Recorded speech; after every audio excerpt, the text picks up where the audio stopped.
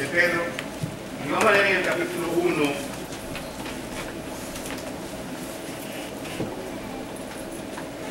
a partir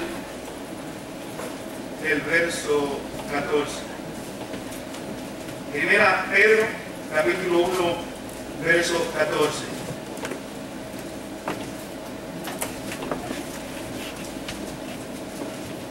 Así dice la palabra del Señor.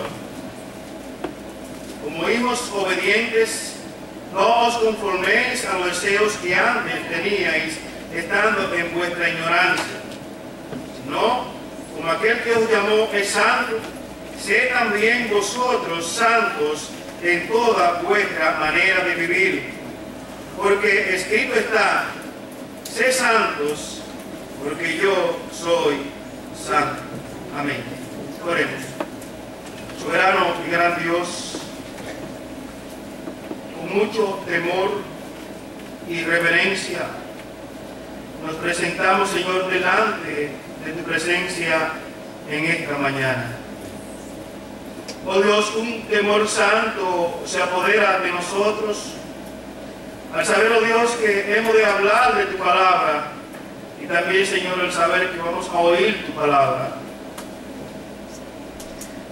Sobre todo, Señor, tu siervo que reconoce sus debilidades. Oh Dios, me pongo en tu mano, oh Dios, para que sea tú, Señor, que hables en esta mañana.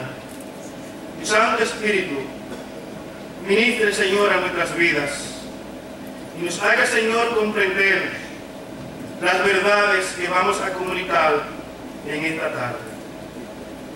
Bendice a cada uno de los presentes, especialmente a los amigos. Que tu palabra, Señor, sea prosperada en cada uno de nosotros. En el nombre precioso y glorioso de tu Hijo amado, nuestro Señor y Salvador Jesucristo, te lo pedimos. Amén. Amén. Si una persona que no conoce al Señor me preguntara ¿cuál es el deseo de Dios para mi vida? ¿Realmente qué quiere Dios de mí? Yo le respondo, mira, Dios no quiere que tú te pierdas. Dios no quiere la muerte del impío. Y entonces, ¿qué debo hacer? Bueno, Dios te manda en su palabra que te arrepienta, por cuanto Él ha establecido un día en que juzgará al mundo con justicia. Dios te manda, te ordena que debes arrepentirte y creer en su Hijo Jesucristo. Ahora, si es un hermano que me pregunta ¿cuál es el deseo de Dios para mi vida?, la respuesta es aún más corta. Yo le respondería sin ningún temor: el deseo de Dios para tu vida no es que tú seas rico. El deseo de Dios para tu vida no es que tú vivas una vida de comunidad en este mundo. El deseo de Dios para tu vida, en el caso de que eres soltero, no es que tenga una pareja. El deseo de Dios para tu vida es de que sea santo. Ese es el deseo de Dios y la voluntad de Dios, de que seamos santos. En esta tarde voy a hablar acerca de la santidad.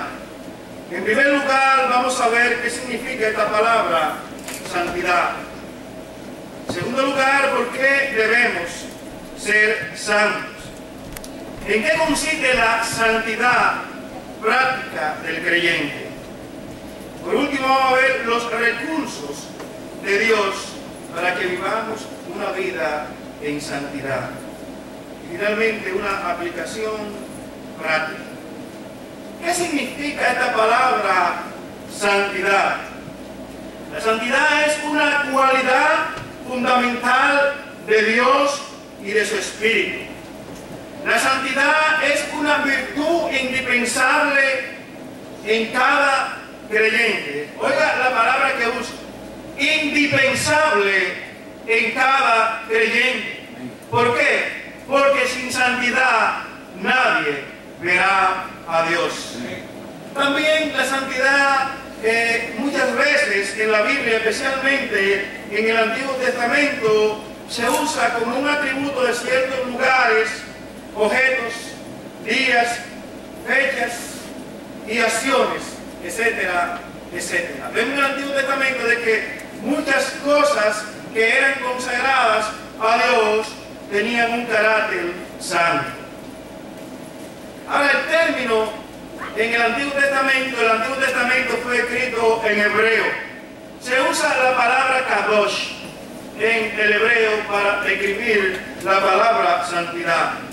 Y esta palabra habla de purificación física, un ritual, quien siempre está asociada a un ritual, a una purificación o a una consagración. Ahora, en el Nuevo Testamento la palabra tiene aún un significado mayor.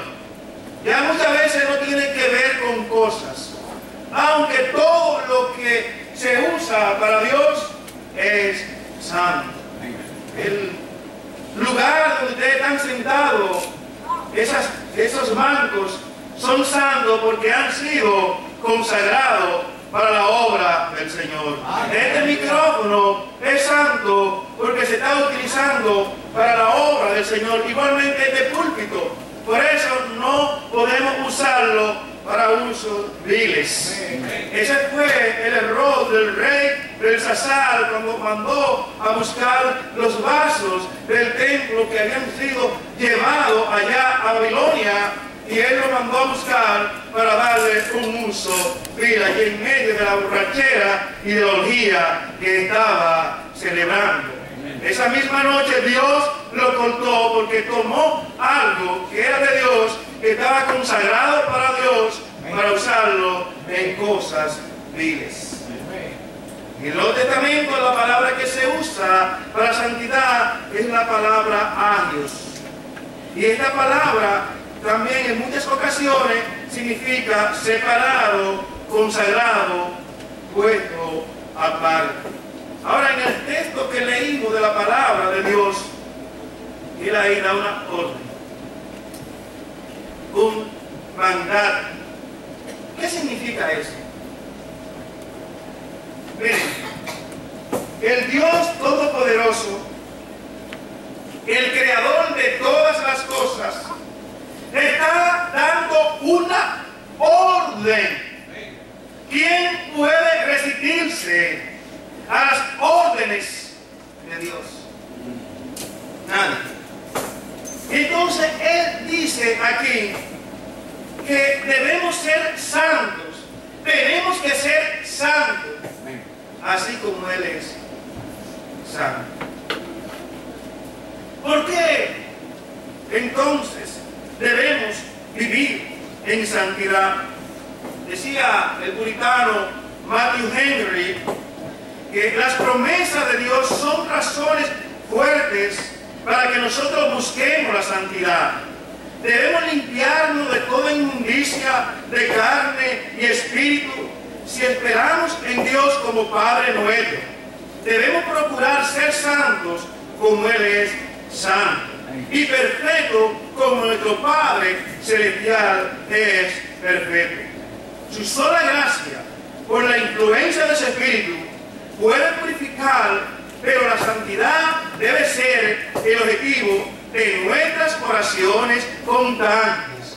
Termino la cita de Matthew Henry. Hermanos, la santidad debe ser el objetivo de la vida de cada creyente.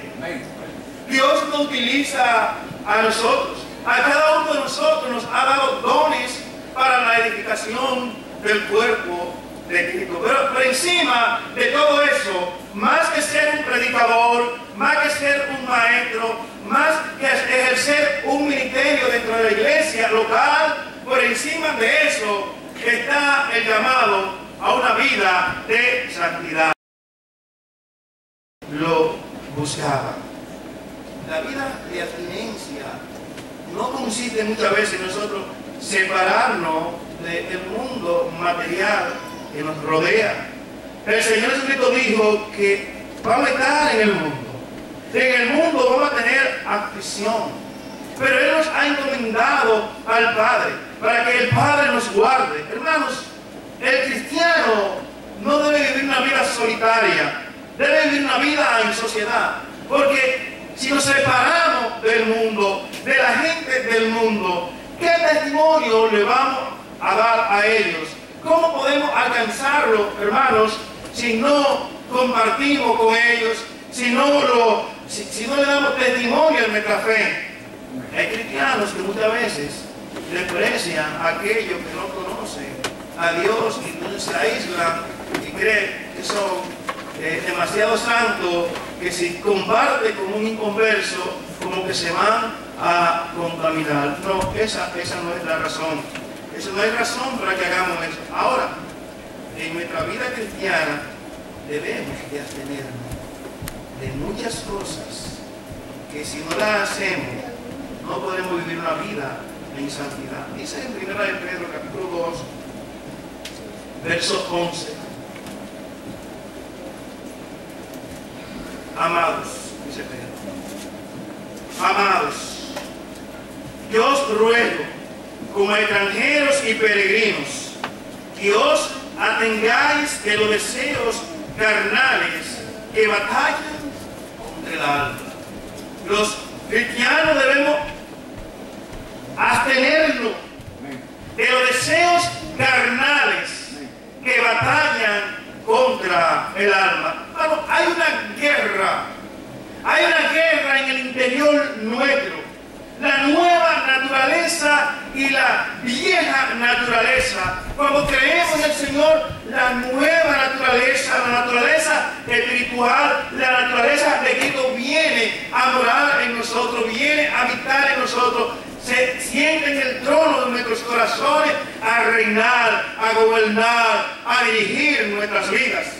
La vieja naturaleza ha sido derrotada, pero aún quedan todavía residuos, no sé si es la palabra correcta, un lingüista ahorita me va a corregir, de seguro que sí, pero todavía quedan elementos de esa vieja naturaleza que está combatiendo contra la nueva naturaleza. Y hay una guerra en el interior nuestro. Aunque la vieja naturaleza fue desplazada, fue derrotada, no va a reinar en nuestra vida, porque la palabra nos dice: no reine el pecado en vuestro cuerpo mortal, de manera que le obedezcáis en su concupiscencia. Hermano, la victoria está segura para el cristiano, pero aún así la vieja naturaleza nos va a molestar, se va a mantener batallando. Ahora dice Pedro que nosotros debemos abstenernos de los deseos carnales que batallan contra el alma, manteniendo una buena manera de vivir dentro de los intereses. ¿Cómo logramos esto? Viviendo una vida de santidad. Ahora Dios, como el cuarto punto, Dios no nos ha dejado desamparados en esta lucha. Dios ha provisto los recursos, los medios para que nosotros podamos vivir una vida de santidad. ¿Se dan cuenta? Dios no solamente nos llama y nos manda a vivir una vida santa, sino también que Él nos provee los medios, los recursos para que podamos vivir en santidad. En primer lugar, en el momento en que creemos, el Espíritu Santo viene a ser morada en nosotros, como dice en San Juan 14, 26. También Dios nos ha dado su palabra. El Señor Jesucristo le dijo allí en esa oración sacerdotal de San Juan 17: yo le he dado tu palabra. Hermano, tenemos la palabra de Dios. Este libro, hermano, nos ayuda a vivir en santidad. Este libro nos ayuda a preservarnos. Cuando guardamos los dichos de este libro, nos impide, hermano, pecar si guardamos la palabra de Dios. Con este libro nosotros logramos vivir una vida de santidad para nuestro Dios. También Dios nos ha dado dones a los hermanos en la iglesia. Tienen dones para que a través de ellos edifiquen nuestras vidas. Eso es lo que estamos haciendo a través de la palabra de Dios. Estamos siendo edificados. Pero también Dios nos ha dado armaduras, como vemos en Efesios capítulo 6, a partir del verso 10 hasta el verso 17. Dice allí que Dios nos ha dado el cinto de la verdad.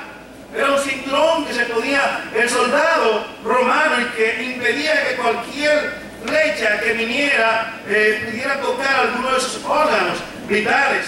Dios nos ha dado la coraza de la justicia, los calzados del evangelio, de la paz.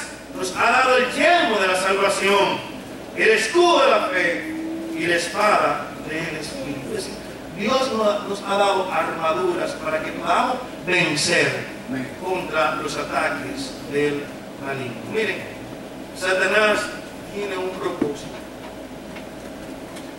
Y Satanás, si es que no duerme, Satanás quiere, hermanos, arruinarnos espiritualmente. Él quiere, hermano, que descalificarnos. Por eso va allí a la presencia de Dios a acusarnos. Él es el acusador. Eso es lo que significa la palabra diablo. El diablo siempre me está acusando porque él quiere derribarnos, él quiere destruirnos. Pero, hermano, Dios nos ha provisto de armaduras que nos van a ayudar a vencer esta lucha y nos van a ayudar también a vivir una vida de santidad. Vamos a segunda de Pedro, al capítulo 1, verso 3.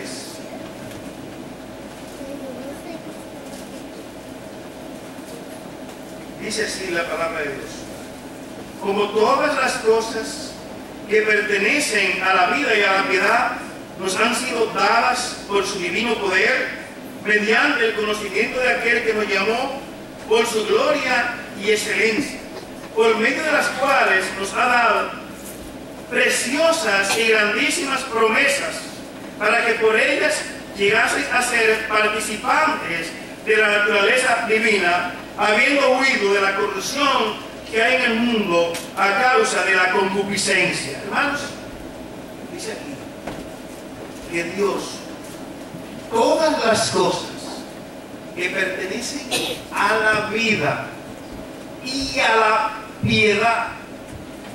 La piedad habla del carácter de Dios. Todas las cosas que nosotros necesitamos para vivir una vida santa, para vivir una vida piadosa, Dios nos la ha dado por su divino poder, mediante el conocimiento de aquel. Conocimiento de aquel. Esa palabra conocimiento no habla de acumular conocimiento intelectual. Dios no se conoce así. Inclusive en el griego se usa la palabra gnosis para hablar de conocimiento, pero ahí no se usa la palabra gnosis, se usa la palabra epignosis, que se habla de un conocimiento superior, un conocimiento mucho más elevado de Dios, un conocimiento profundo acerca de nuestro Señor Jesucristo. Dice, mediante el conocimiento de aquel que nos llamó. El llamado de Dios es por pura gracia, por su gracia y su excelencia. Y agrega, por medio de las cuales nos ha dado preciosas y grandísimas promesas, para que por medio de ella llegase a ser participante de la naturaleza divina. Ahora miren la responsabilidad nuestra. habiendo huido de la corrupción que hay en el mundo a causa de la concupiscencia. Concupiscencia son esos deseos que hay en nuestro interior. Esos deseos que nos empujan a pecar. Ese deseo de pecar. Esa concupiscencia. Del cual que es como cuando a usted le gusta algo mucho, algún postre o algo, que usted no puede resistirse comer de eso. Dios nos ha provisto los medios para que nosotros salgamos huyendo de la corrupción que hay en este mundo a causa de la concupiscencia. Hermanos, no hay razón para que nosotros no vivamos en santidad. Dios lo ha provisto todo. Los medios, los recursos. Ahora, ya para terminar, queridos hermanos, Dios nos ha llamado a una vida sana. No porque la santidad es una opción. La santidad no es una opción en la vida del creyente. Yo no tengo derecho alguno para vivir mi vida cristiana como yo quiera. La santidad no es una opción, repito, en la vida del creyente. ¿Sabe lo que es una opción? Usted ve un menú, si se sienta a una computadora y le da diferentes opciones de cosas que usted quiere hacer. En la vida cristiana, la santidad no es una opción que usted tiene para vivir la vida cristiana. La santidad es una obligación. Está obligado, estoy obligado a vivir una vida santa, porque así Dios lo ordena en su palabra. Y si no vivo en santidad, estoy desafiando a Dios. Estoy desafiando al Dios Todopoderoso. Si no vivo en santidad, hermano, debo esperar la disciplina del Señor, porque soy su hijo y como me ama, me va a disciplinar y me va a enseñar a vivir en santidad. ¿Se entiende bien? Hermanos, hermanas, jóvenes, no es que tienen la opción de vivir en santidad, es que tienen la obligación de vivir una vida santa. Ahora, a veces nosotros los cristianos, cuando vemos los mandamientos de Dios, nos encontramos muy fuertes y gravosos. Él dice que sus mandamientos no son gravosos. Y vemos a Dios como un padre exigente. Como mis hijos deben a mi verdad. Usted hace como un padre exigente, que no haga esto, no puede hacer eso. Si hace esto, te voy a tener que disciplinar, te voy a castigar. A veces nosotros vemos a Dios de la misma manera. Y ellos, nuestros hijos muchas veces creen que queremos hacer la vida feliz. Queremos hacer la vida difícil. No. Lo que queremos hacer es la vida fácil. Cuando Dios nos hace advertencia en su palabra, no es para hacernos la vida infeliz, es porque Dios quiere nuestra felicidad. Y nuestra felicidad no se va a alcanzar a la manera nuestra, se va a alcanzar a la manera de Él. Entonces, cuando Dios nos llama y nos manda a vivir una vida santa, no es porque Dios quiere hacernos infelices, es porque Dios quiere hacer felices. Hermanos, la verdadera felicidad en la vida de un creyente se logra viviendo para Dios, viviendo una vida de santidad y de temor a Dios, una vida de entrega y de devoción a Dios. Él se complace cuando nos ve a nosotros caminando en obediencia. Miren, Él vio a su hijo Y salió una palabra tan hermosa del Padre hacia su Hijo Jesucristo. Él dijo: este es mi Hijo amado, en el cual tengo complacencia. Pero, qué palabras tan hermosas. Porque el Hijo vivía para hacer la voluntad del Padre. Nosotros debemos vivir para hacer la voluntad de nuestro Dios. Cuando nosotros hacemos la voluntad de Dios, hay una dinámica muy hermosa que se desarrolla en nuestra vida. ¿Y sabe cuál es? Que los anhelos de Dios vienen a ser nuestros anhelos. Los gustos de Dios vienen a ser nuestros gustos. Los propósitos de Dios vienen a ser nuestro propósito. Ya estoy terminando para hablar. Hay un hombre que se habla de él, que él caminó con Dios.